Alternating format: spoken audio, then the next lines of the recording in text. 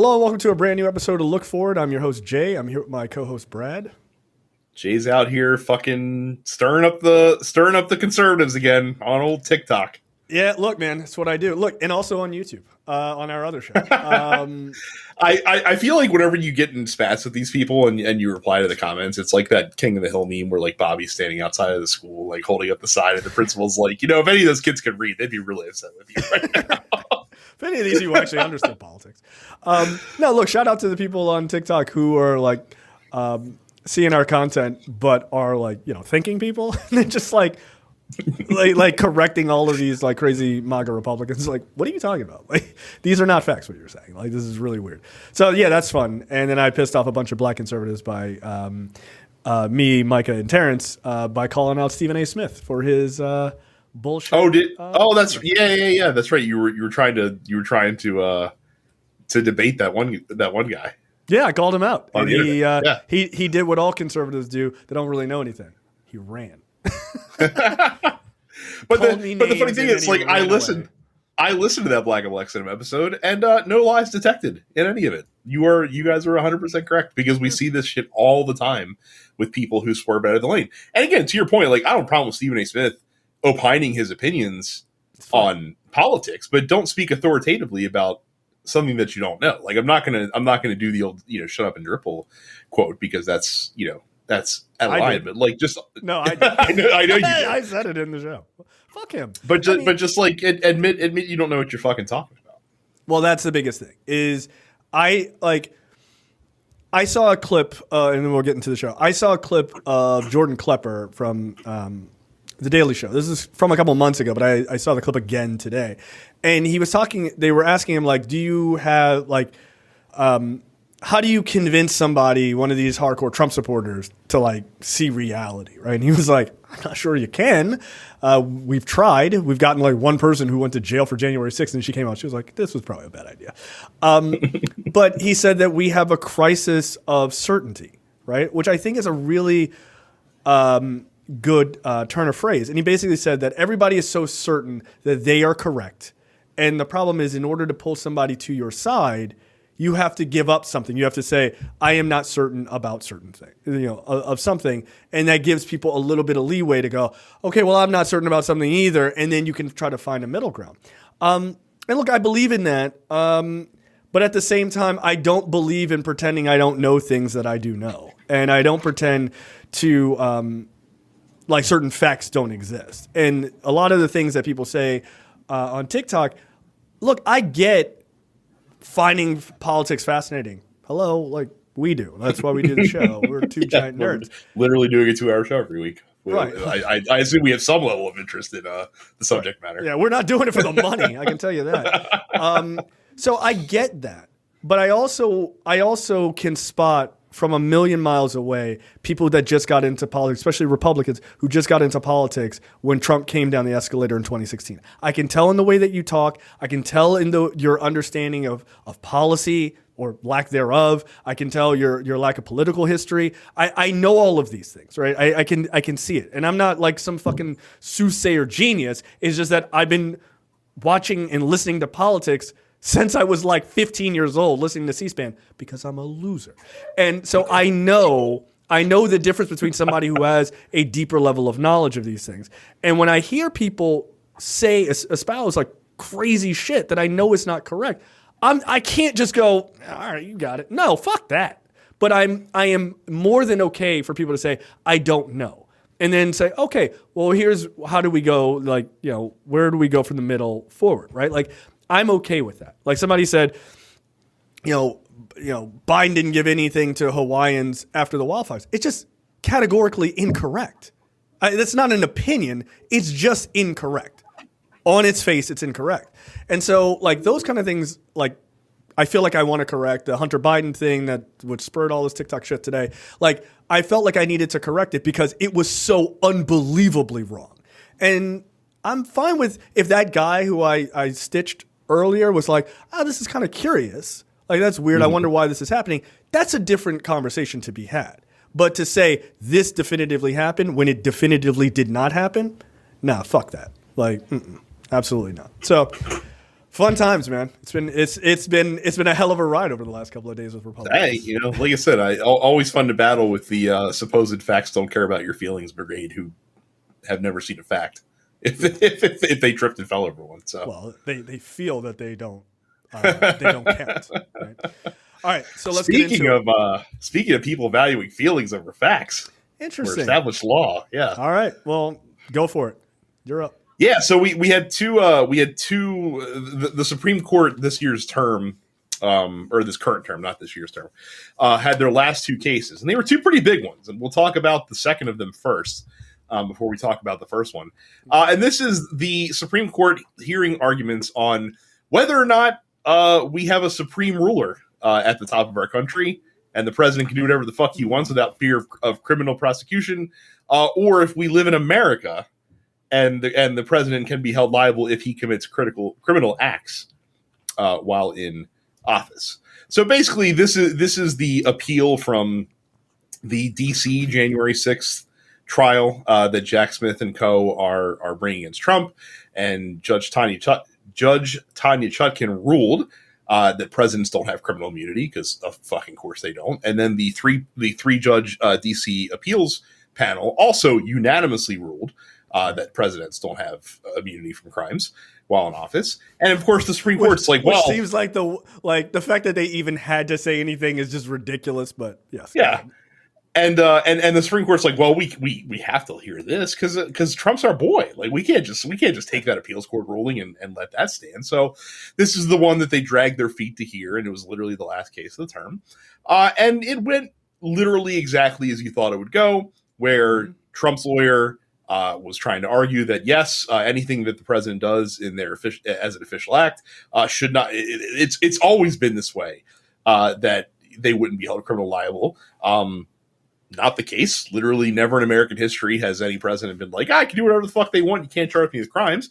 Ketanji Brown Jackson brought up the point that I make on this show before, where if the president being criminally indicted isn't a thing, then why did Ford have to pardon Richard Nixon? And then as Trump's lawyer was trying to answer that, basically Alito cut in and tried to give him a lifeline, which I thought was very funny. I listened to that part of the argument, and it was really really hilarious to me. And in fact, Brett Kavanaugh said that the Ford pardon is looked at today as one of the great moments in presidential history, which. Okay, not certainly not the listeners of this show. I can fucking tell you. Yeah, to who, dude? Who are you talking about? Did he say? Did he say that as he was cracking open his 12th beer of the day? What are you talking about, dude? And basically, the conservative justice arguments to this were like the biggest point they made was, well, if we let this happen, right? Couldn't this open Pandora's box where every president that leaves office will then be charged by a vindictive successor if it's from the other party? And that's never happened before. To which I needed someone to shake all of them like an idiot and be like, hey, it's never happened before because we've never had a president that has flagrantly thumbed his nose at the law while in office before. And Ketanji Brown Jackson also made the point that she's more worried about what will happen in the future if we set the precedent that presidents cannot be held criminally liable for official acts that they perform while in office. Right. And look, there's a lot of misunderstanding of how things work here. So I do think it matters to clarify something. This is not about civil sort of crimes, right? Meaning you cannot sue the president for a civil you cannot civilly sue the president because people could just be like, yeah, I fucking tripped and fell, and that's because of a pothole that you didn't fix when you were president. Fucking give me $30,000. The president would be sued constantly, right? There would just be a bunch of nonsense civil suits. You're not allowed to do that, and that makes sense. Criminal suits?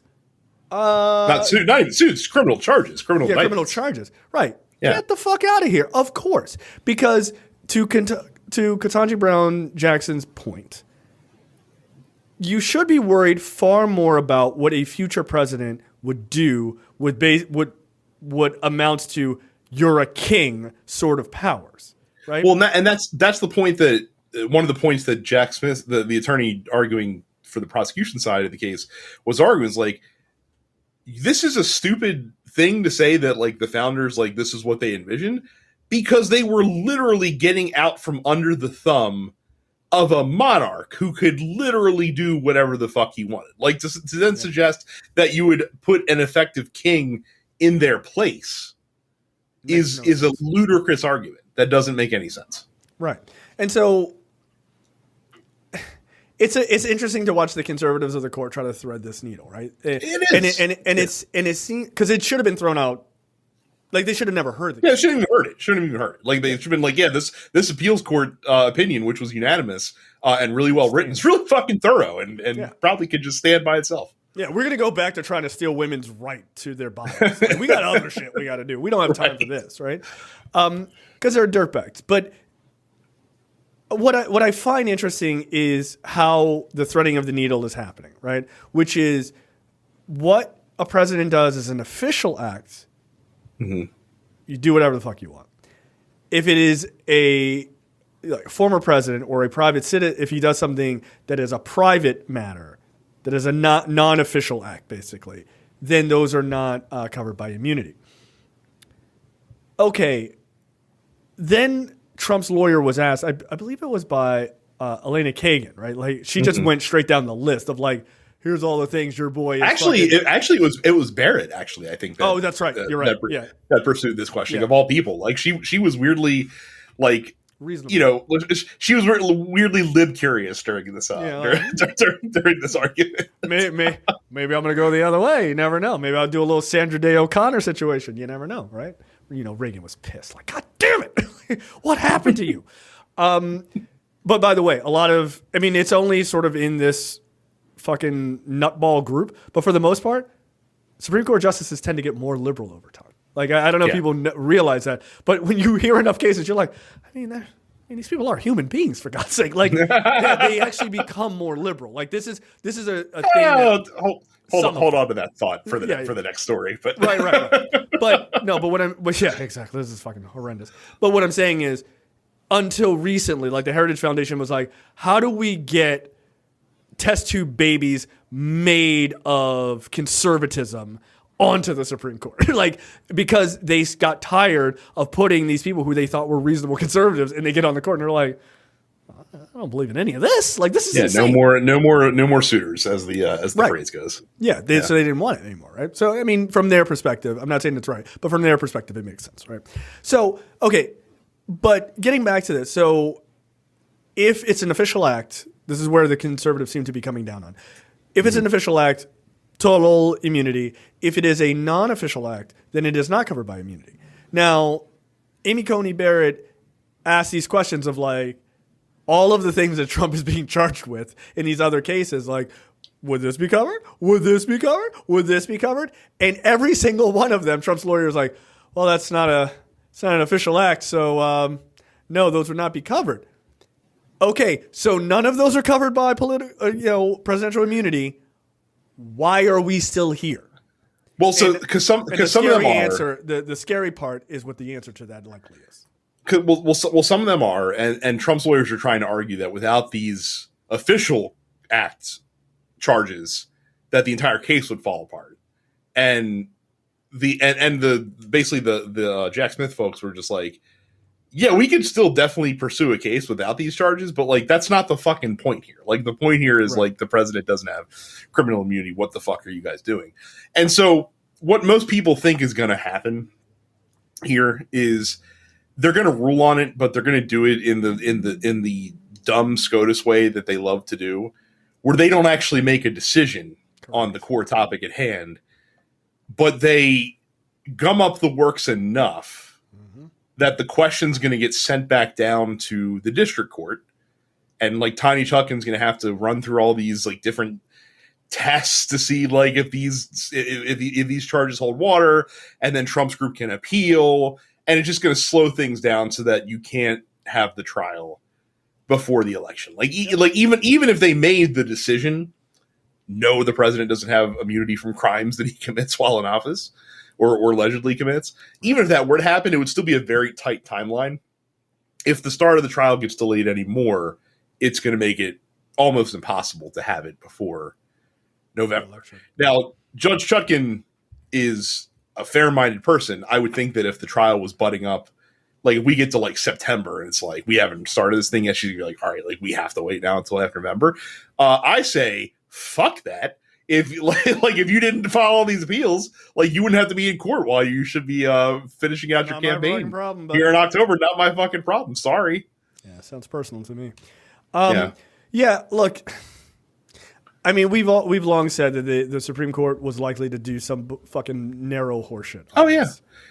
My other favorite thing also came from Brett Kavanaugh, who wanted to tamp down on the overreach and the prosecution of special prosecutors. That's something that he was really worried about. I want to remind you that Brett Kavanaugh worked on Kenneth Starr's staff when Kenneth Starr was the special prosecutor to investigate Bill Clinton. Yeah. So you don't want to overreach. Apparently that experience formed him, and he's changed his opinion now on special counsels. By the way, that special counsel or that special prosecutor rule that used to exist doesn't exist anymore. Like the powers that Jack Smith has are way less than like Kenneth Starr has as a special investigator, right, because they let that provision lapse and did not renew it because of how fucked up the Ken Starr shit was.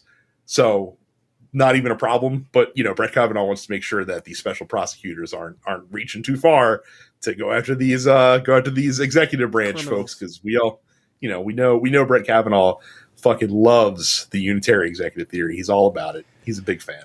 So and by the way, like the other reason that this is such a fucking joke is because they very badly, and when I say they, I mean the conservative justices on the Supreme Court, very badly want Trump to win again.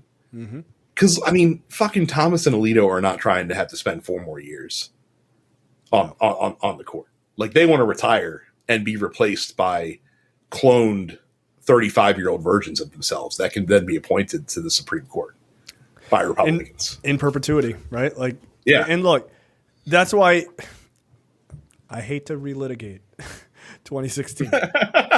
Do you actually hate to relitigate 2016? Or do you like to smash people in the face of the cudgel and be like, you fuckers did this, all of you? Yeah. Okay. Who didn't vote for Hillary? Look, to quote, what is it, Heisenberg from fucking Breaking Bad? You got me. Like, all right. Yeah, no. I get there are so many things going on, and we're going to talk about the college campus situation, which is a obviously a new big story, although very familiar. And I'll be interested. Yeah, like weirdly familiar. Can't wait to talk about it. So. Yeah, gee, I wonder where we've seen this before. I can think of 2 very prime examples of it.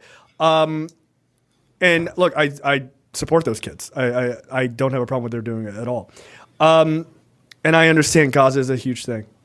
But I need people to understand, and this is like, we talk about this all the time.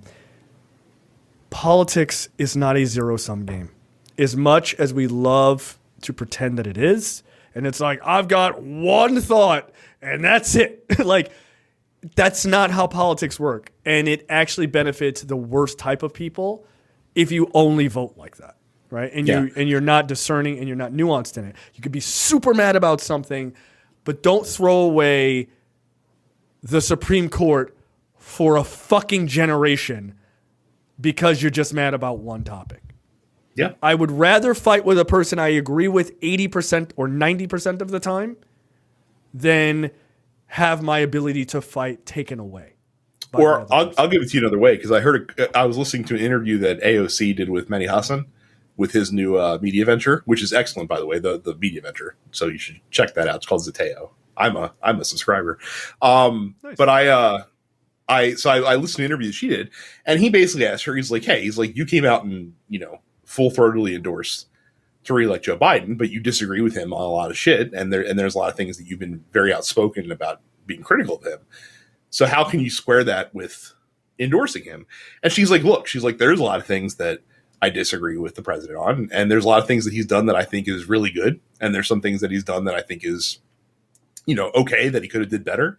But she's like, if you're someone who is trying to organize and trying to fight for the things that you want on the left, would you rather organize under a Joe Biden presidency where you have someone who actually will be receptive to what you're saying, and maybe he won't do everything you want, but he'll at least listen to you? Or would you rather organize under the Donald Trump presidency where that they're not going to listen to a fucking word that you have to say because they have their own agenda that they're trying to push? And by the way, and I don't want this to sound like fear mongering, but you may not be allowed to assemble. Yeah, understand that. We literally have Republican courts trying to knock that right down, or trying to pour cold water on the right to peaceably assemble, which is guaranteed, by the way, in the First Amendment. Just saying. Yeah, but that's it's not the Second Amendment. It's not the Second. I know. I mean, 2 is bigger than 1, Brad. That means it's more important. It's true. Everyone knows. That's true. That is why the 27th Amendment is literally the most important amendment. Congress gets pay raises. It wouldn't be 27 if it wasn't 27 times more important than free speech. Everyone knows. That's correct. So that's how I see it. So yeah, look, you just have to understand that as much as you are 100% correct, please don't throw yourself into a situation that you cannot get out of. And also, like, I don't always think, just as a for instance, I don't always think, actually, I can't think of any president, Democrat or Republican, that has done all the best things by black people, very specifically, right? Some try, some don't even give a fuck to try, and they all fall short of that. And they fall short in ways that I cannot express, that are incredibly frustrating to me and irritating to me and that sadden me, right? Where they don't go after guns enough, or they don't go after, handling drug policies in proper ways, or, prison reform, or, issues of racism, like violent racism, or issues with cops killing black people. Those are my people, and I watch that shit happen, and it is heartbreaking to me. As heartbreaking as it is, throwing away the access to the Supreme Court is still not a solution. By going, throw my hands up, I'm going to vote for a third-party person who's not going to win, thus helping the Republicans, or not voting at all, or voting for a Republican. It doesn't fix anything. It makes me frustrated, and now I'm doubly frustrated by all the bullshit that the Republicans are going to do. So as much as you are angry about Gaza, and you have every right to be, you still got to fight for the other thing. Because if you lose democracy here, what the fuck do you think happens? You think Gaza gets better? It doesn't. It gets worse. So again, that's not chastising people for what they believe. It is just trying to hopefully break acknowledge reality. It is. It's just political reality, man. Yeah. Oh, none of them are going to do anything. That's a very simple-minded way of looking at things. Like it is. And emotions. Or if I vote for Biden, I'm endorsing all these bad things. You're not. You're not. You're not at all. You're just acknowledging that he's a better option than the other guy that's there. That's it. That's all you're saying. And this is why I think the better of the two evils. No, one person's not necessarily evil. They just disagree with something that they disagree with you. But we have to stop using like biblical language. It's fucking stupid, and it takes away all nuance. Or just as simple as like, oh, they're both the same. They're not both the same. They are fundamentally not the same. If they were the same, then they'd be like, well, I believe all the same things that this guy does. So just flip a coin, I guess. Like it doesn't really fucking. They're not in the same party. No. They don't believe the same things. Like, yeah, do they have? Are they not great? Both not great on a certain issue? Sure. But there's this weird thing. I believe it was the title of our last episode. Nuance. Selling out to big nuance, right? Like, nuance is fucking hard. It is. It's fucking hard. It is. And when you lack that nuance in these topics, you do nothing but damage to yourself. Ultimately, by the way, they're not the same. They're not the same on Gaza either. Like we don't have the specific Gaza story, so it's fine to talk about it here. But one person is like, hey, like, you know, we still need to support Israel, and yeah, we're still sending them stuff, but I'm still talking to them. I'm still having my envoys go over there and talk to them to try to, you know, mitigate what they're doing. And I'm speaking publicly saying that they need to, you know, exercise more humanitarian aid. And then the other guy's like, yeah, they need to go finish the job. That's literally what Trump said. Like, they need to go finish the job. Meanwhile, Jared Kushner is like, hey, you can put some great apartments here. I mean, like, he literally great waterfront property potentially. Yeah, that's literally what he said. Strip. If you think those are the same thing, like, they're not. They're not at all. And by the way, Trump isn't going to help Israel either, right? Like, you're just going to end up having more people attack Israel and more anti-Jewish sentiment and things like that because he's going to be like, take the gloves off. And that's not good either, right? So nobody wins under a Trump presidency. They simply don't. Yep. And again, doesn't mean the Biden presidency is perfect. It shouldn't be the argument of this isn't perfect, so obviously it's the same as this. That's a terrible argument. But people do it. It's weird. So for those that don't know, there is a law that's in place. I can't remember what the name of the statute is, but there's a federal law that says that emergency rooms are required by law to provide care to people that need stabilizing care. They cannot refuse to treat you if you need stabilization. The reason they did this is because you had private hospitals back in the day that, you know, if you came in presenting with an issue, you know, check your wallet first. Do you have insurance? Do you have money? No. Well, then we're not going to treat you here. Go to the public hospital down the street. So they made a federal law so that you could literally walk into any emergency room, and if you need stabilization, you can get it. Well, the state of Idaho has said, well, we're not going to permit our emergency rooms to administer any emergency care that may result in the abortion of a fetus, because we don't like abortions here. And so if what you need done means that you're going to lose your fetus, then kick rocks. Like, we're not going to treat you. That's their law in Iowa. And so obviously these two things are in conflict. Wait, Iowa or Idaho? You said Idaho. Idaho. I'm sorry. Idaho is what I meant to say. Yeah. Now, when you have two laws that are in conflict, a state law and a federal law, there is a provision in the Constitution that says that when you have two laws that are in conflict, the federal law takes precedent. So I don't care what your state law says, you're going to treat these people. Well, Idaho's like, no, we're not going to do that. Let's fucking sue you to stop this. And so now this is before the Supreme Court. And basically the argument was, well, you know, you can't make Idaho, you know, give abortions to people that, you know, when they don't want to do that. Right. So, like, it doesn't matter. It doesn't. And it was funny because, like, the Solicitor General who was argued these things for the federal government was basically throwing out, like, hypotheticals that were like, hey, like, if this, you know, if a woman comes in and she's literally suffering, like, organ failure, and the only way to stabilize her is to, unfortunately, you know, to lose this baby, you're telling me that's okay? Like that's what you're willing to have happen? And basically the defense, the Idaho lawyer was like, well, you know, it's a very rare circumstance that such a thing would ever happen. Like I can't imagine a situation where, you know, your organs would be failing that, you know, you could also carry a viable pregnancy. Well, then guess what? Like, you just fucking do it and you deal with it. And what's funny is that they were literally debating on how many organs a woman could lose.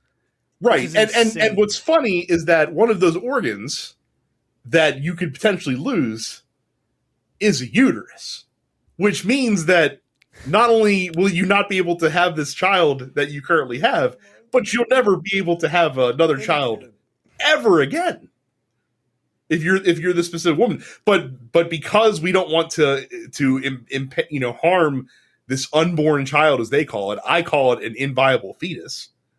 Yes, because we don't want to harm. Yeah, because we don't want to harm that.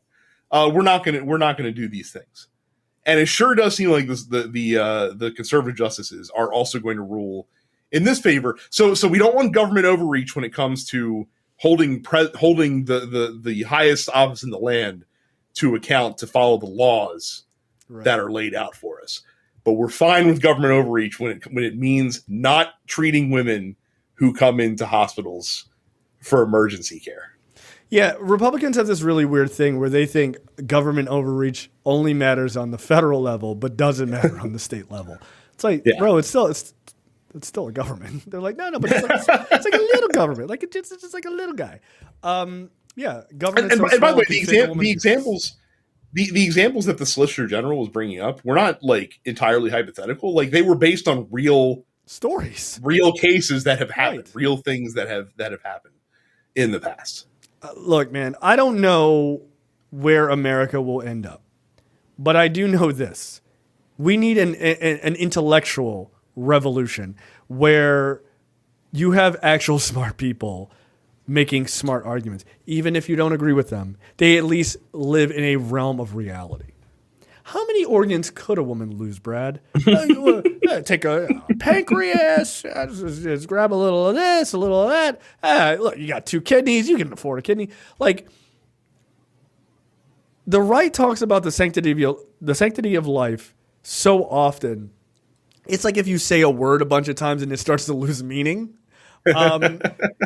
That they've forgotten that life also is contained, not just a woman is carrying the potential for life, but a woman is alive. She is a live person. She is a life. And they become so desensitized through these like wackadoodle arguments that they're literally going, oh, I mean, we'll just take the uterus and then we don't have to worry about an abortion. Hey, dum-dum, you can't have kids after that. Don't worry about it. Oh, we'll figure it out. Oh, did you want to freeze some eggs and maybe do surrogacy later? No. Not IVF? Absolutely not. We're not going to do that either. It's like, no. By the way, we need people to have more kids. Then why are you making it harder to have more kids? Right. Like, it doesn't, none of this makes any sense. It's just this idea of control. That is, at the end of the day, and you and I, control. And you and I talk about this all the time.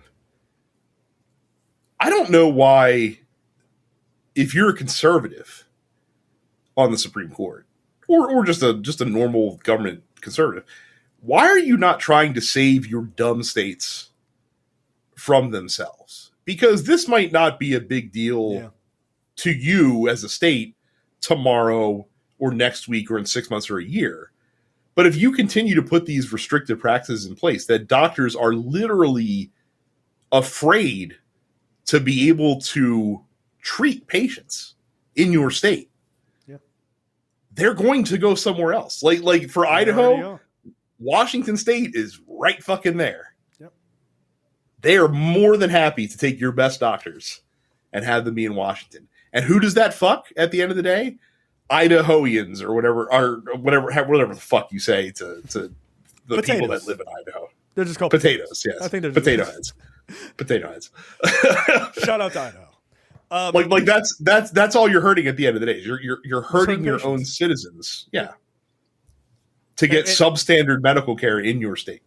Now, in fairness to right-winger logic, they would argue that it only hurts women, and they don't care about women fundamentally. So they're like, "Is it that bad?" Right?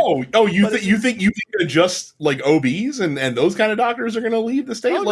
This will absolutely bleed over to because if they're willing to do it for abortion, what's the next Republican hobby horse going to be? Right. What are they going to find that that they find offensive to their weird 1950s morality system? The funny thing is, I don't even feel like it's a 1950s morality. It's a quasi-reality situation. I don't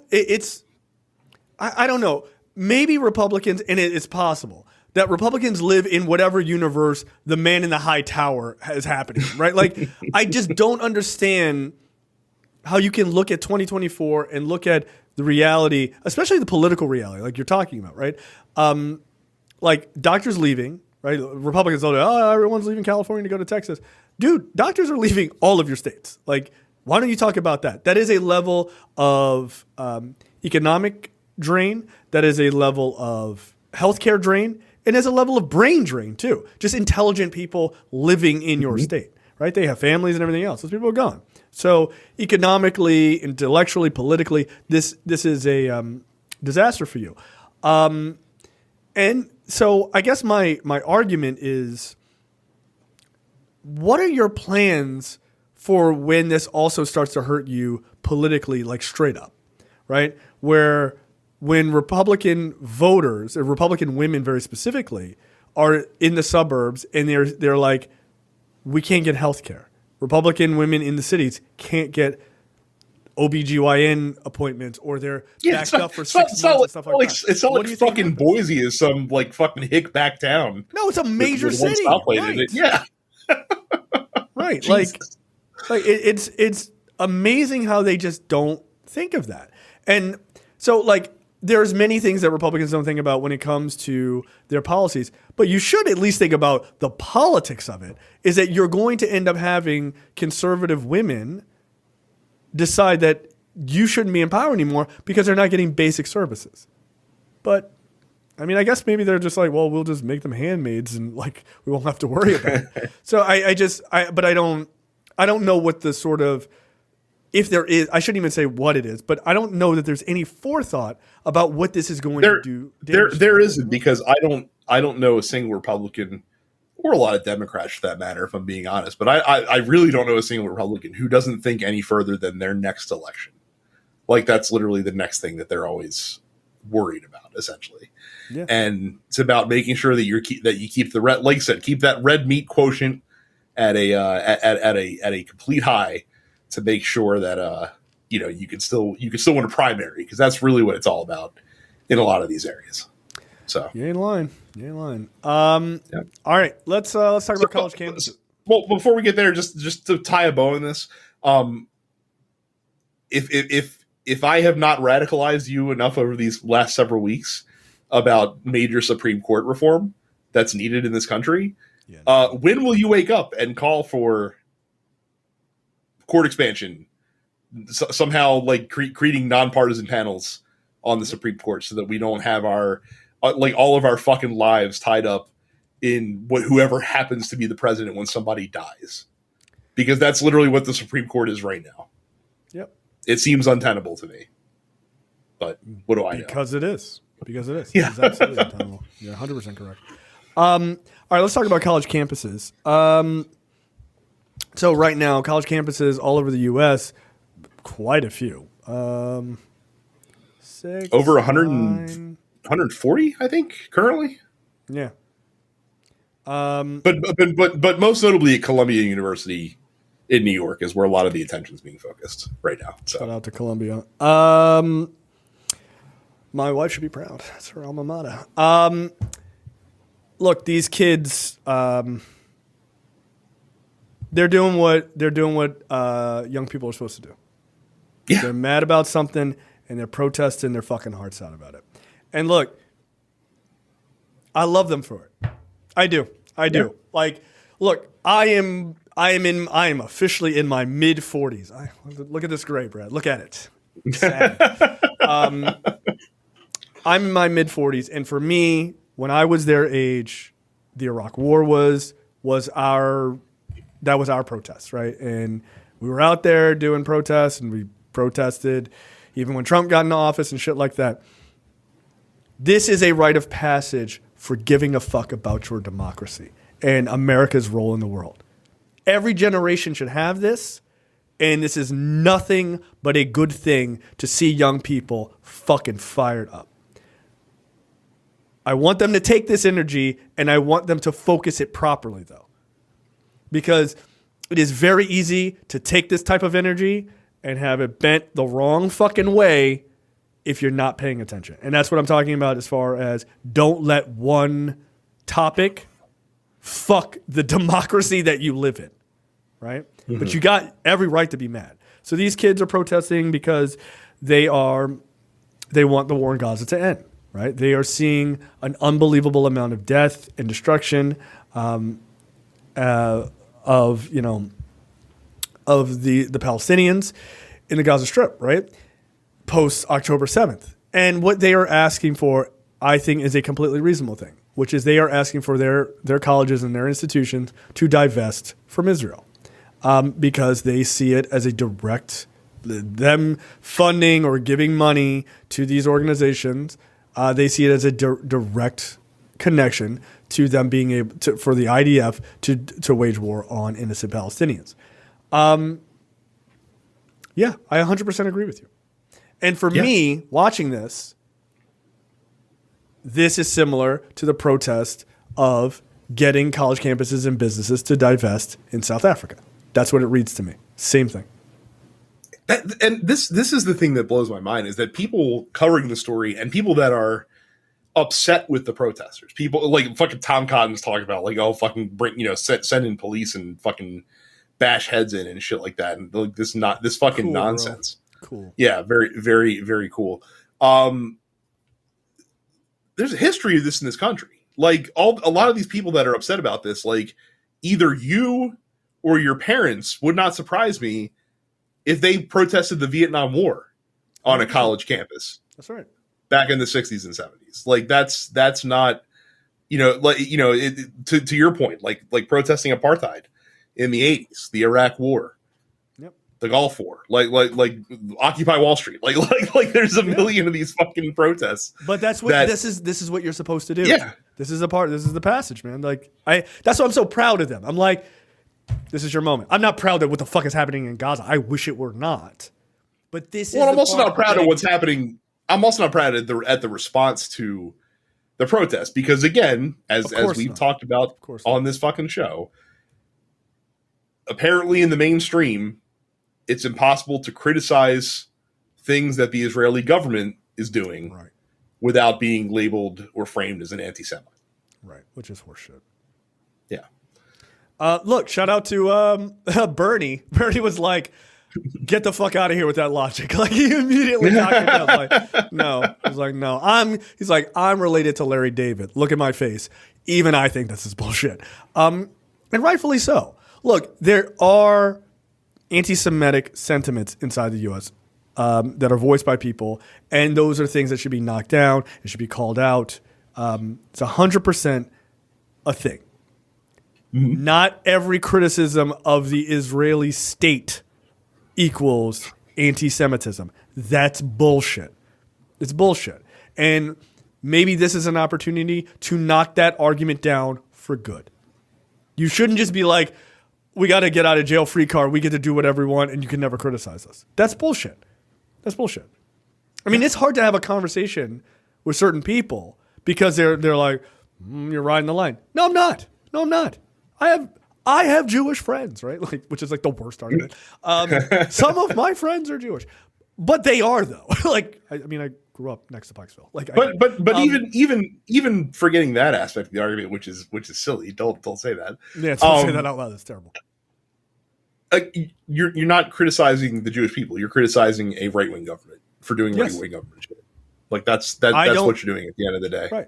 I don't like right wing governments in the U.S. I don't like them anywhere. I don't. Like, it's like green eggs and ham. Like, I don't like them. Okay, so like, I don't like them in Peru. I don't like them doing a coup. Like I don't like any of it. Very nice. You know what? Like, I may have to go back and like the episode just like Photoshop Netanyahu and like the green eggs and ham. Like, but that's the problem. Is you have, and I said this when this shit started, you have two right-wing governments that are pushing people in the middle, innocent people on both sides, who are stuck between these two right-wing governments shooting at each other over top of their heads and pushing them into each other and saying, see what they did, see what they did, see what they did. Right? And that's what spurs this type of shit, right? One guy, let's keep building settlements. Let's keep building settlements. Oh, really? Did you build it on this controversial area? Oh, look, they blew it up. See, they're terrible. Let's all attack them. Oh, the fucking terrorist group hates Israelis. Oh, what? Why don't we just let them do the October 7th thing, even though we have previous knowledge? Oh, look, they did October 7th. Now let's go flatten the entire Gaza Strip. Yeah. They knew. And they do this shit because for them to stay in power, this perpetual war has to stay in place. That's not a Jewish thing. It's actually that's both that's sides. A Netanyahu. That's a Netanyahu coalition thing. Right. That's a government issue, and also Hamas engages in the same shit. They're not innocent in this, right? The argument, Hamas is innocent. No, the fuck they're not. But that's not at the heart of what is going on. At the heart of the matter is innocent people are being killed in droves by the IDF. That is at the heart of the matter. And if you are a kid on that college campus and you are protesting this shit because you see this shit on TV and you're disgusted by it, I'm proud of you. That's what you should do. Yeah. And by the way, raise your hand if you're surprised that the fervor of some of these protests has changed when police involvement has been ushered in for an otherwise peaceful protest. All of a sudden the cops come in. Shockingly, things get escalated. Not like we haven't seen this before in the last 4 years or anything like that. And now all of a sudden the protesters are being blamed for not demonstrating peacefully when they absolutely fucking are. Like, and again, like the protesters, it is not a pure Palestinian, like anti-Jewish thing. Like you have Jewish students, you have pro-Palestinian students like protesting together. Yeah. It hurts everyone.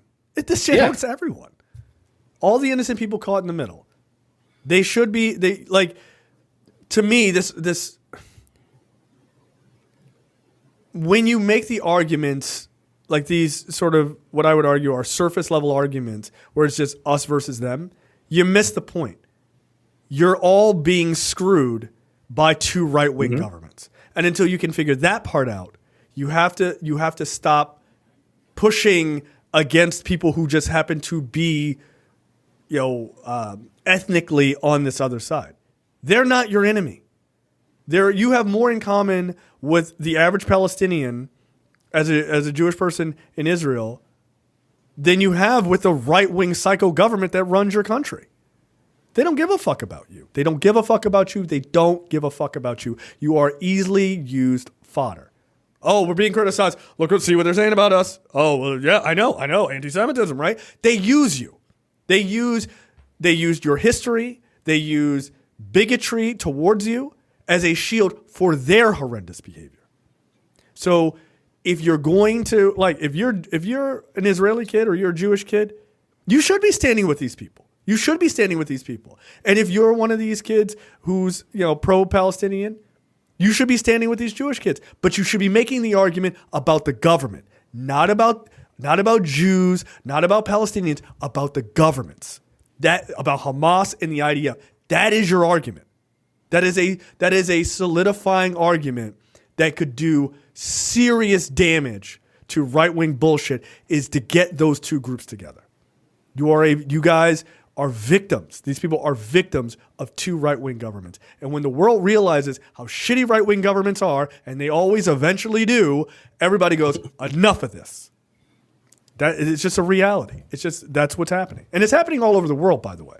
Right? We had this big rushing of all of these authoritarians and authoritarian light type characters, and now you're seeing the fruits of that. The disgusting fruits of that, which is a bunch of people cracking down on innocent people and starting wars and shit like that. That's what happens. But you're also seeing the pushback now. Yes, that finally. as well. Like you're starting to see that, go back the other direction. So yeah.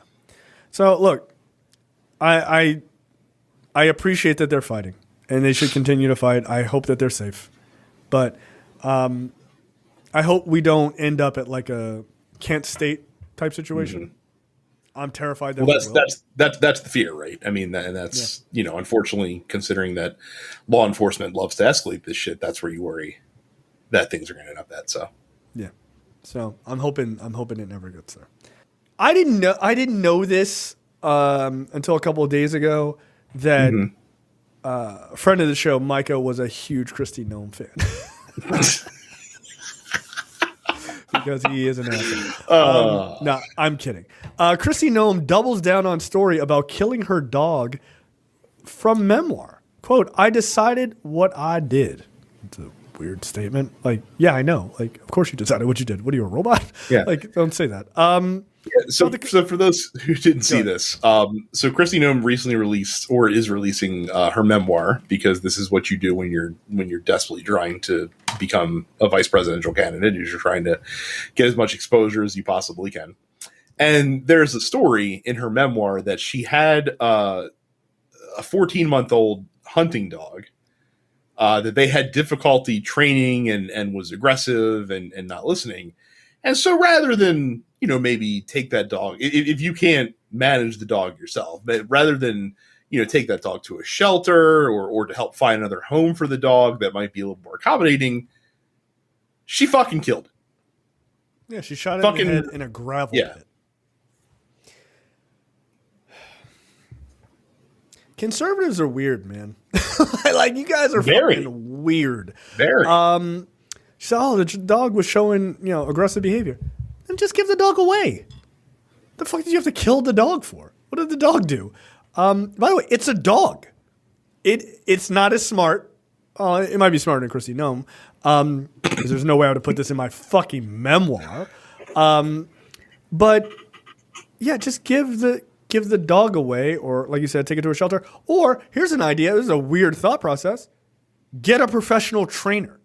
Just get a trainer to come. You can afford it. You're doing spots for the dental company that installed your new veneers. You got the money to do this shit. So did she go to a veneer tech?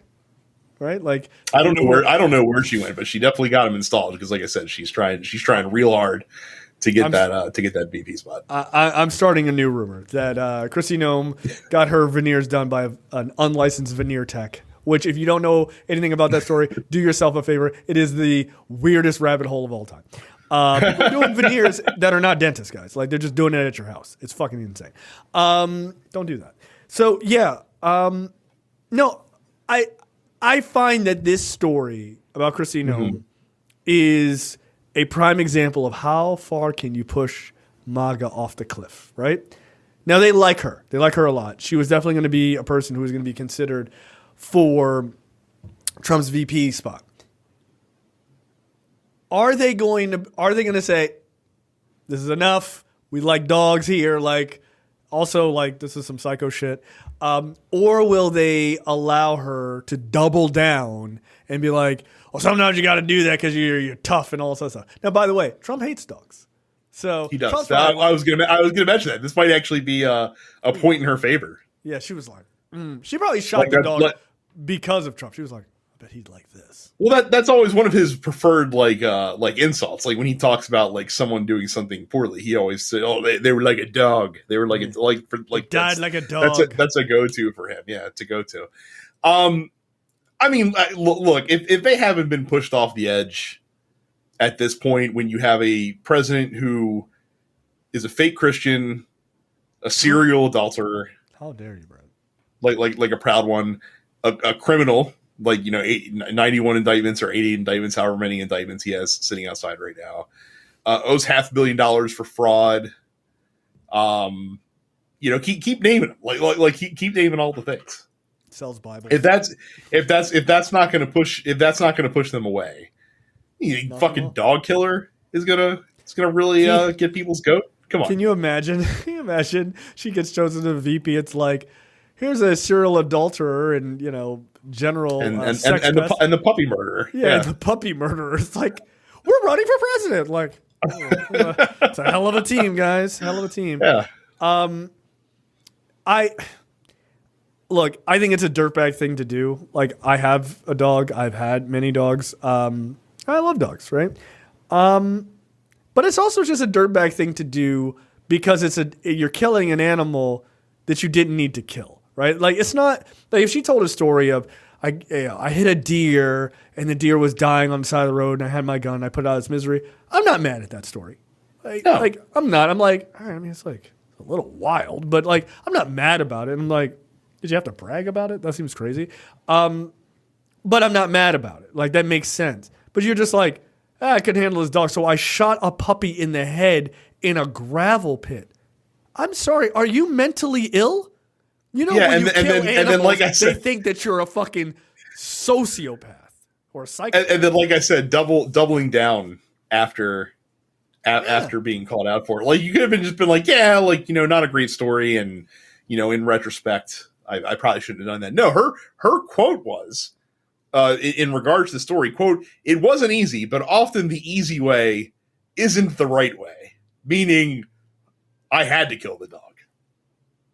It was hard, but I had to do it. That was the only choice. Now, here's the thing. I feel like Trump likes that. Like, I feel like the thing that maybe Kristi Noem has learned, and I think many people have learned, if you're paying attention to politics, especially in the era of Trump, is he never apologizes for anything.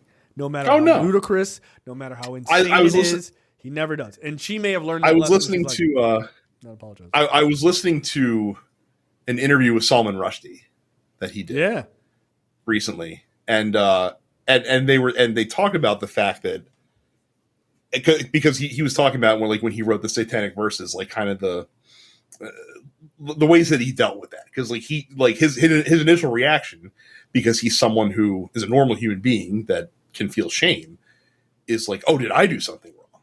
Right. And he's like, and the problem with doing that is there's almost a problem sometimes with apologizing, because like when you apologize for something, like, you're the person who's accusing you, like, you give them like the credence, like, yeah, I'm right. Like, even if they're coming at you from like a weird angle, like if you just do the same thing and apologize, you're somehow giving their argument credence. Right. And that's what he talks about. He talks about like Trump, and he talks about like Boris Johnson, stuff like that. He's like, they actually have like, it's like their ability to never feel sorry or to have no shame. It's like a superpower in this world that we live in, because it inures them from the normal, like how people react to that. And to your point, I think you're right. I think part of this is she's just adopting that Trump stance of never apologize for anything. Also, Trump probably supports that if an animal is a minor inconvenience to you, kill it. Just murder it and get it out of the way. Yeah, so. He doesn't like dogs, and he doesn't like sharks. He has like a real weird thing about sharks. That's very strange. Yes.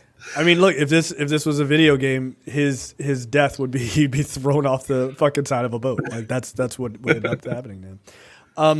So yeah, it's a weird story, but I think that's the key takeaway, is that she has learned, in order to appeal to MAGA and more importantly to appeal to Trump, never back down, never apologize for anything. That's a dangerous fucking personality trait, by the way. It's a super dangerous one, because, by the way, it's not something you want in a leader either. Like you don't want someone that doesn't have the ability to be introspective or to reflect on decisions that they made or things they did and realize that, like, oh, maybe I don't think this is a good idea. Perhaps. Right. I mean, look at Trump. He's not sorry that he cheated on Melania with Stormy Daniels. He's sorry he got caught. Yeah. That's it. And McDougal, like he's just sorry he got caught. He doesn't give a fuck about the fact that she's sad. Probably he likely just doesn't care. Just doesn't give a shit. All right, let's talk about Nikki Haley. This is a fun little story that kind of fell under the radar. But the Pennsylvania primary was recently. I think it was this past Saturday or a couple days ago. I can't remember the actual date.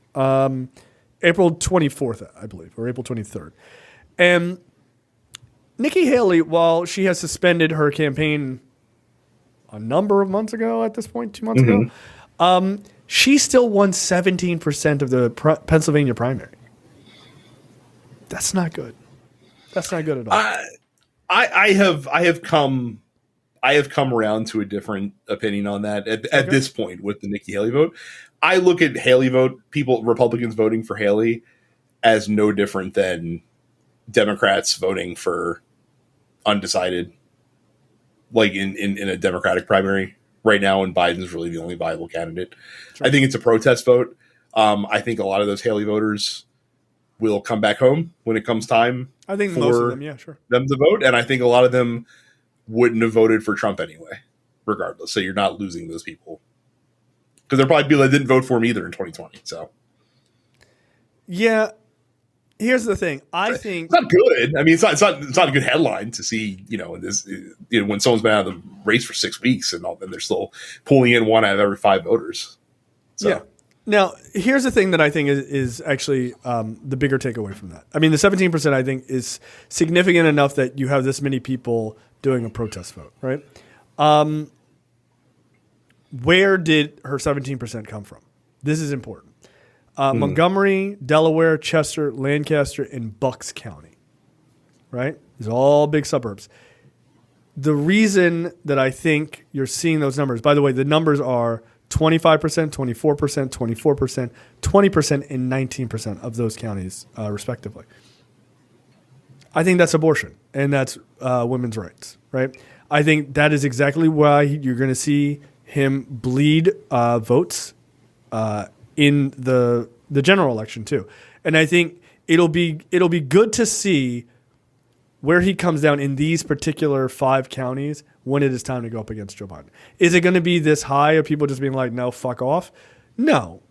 But a 5% increase going the other way, or 5% of people staying home would do severe damage. Oh, it would be catastrophic. You'd lose. Yeah, so that's what I'm saying. I don't think you're going to get 17% of Republicans, writing in Nikki Haley or not voting or necessarily voting for Joe Biden. I don't think that, but I think you could get 5% that would either stay home or vote for Joe Biden or vote for some third party. And I think that's a serious damage to him. 17% is still an insanely high percentage when you are the only person in the race at this point. So, yep. Look, she's still there, man. She's still there. Okay, that's the end of the free portion for this week's episode of Look Forward. Make sure you go to lookforwardshow.com/premium. Sign up for premium content. It's only $5 a month or $50 for the full year.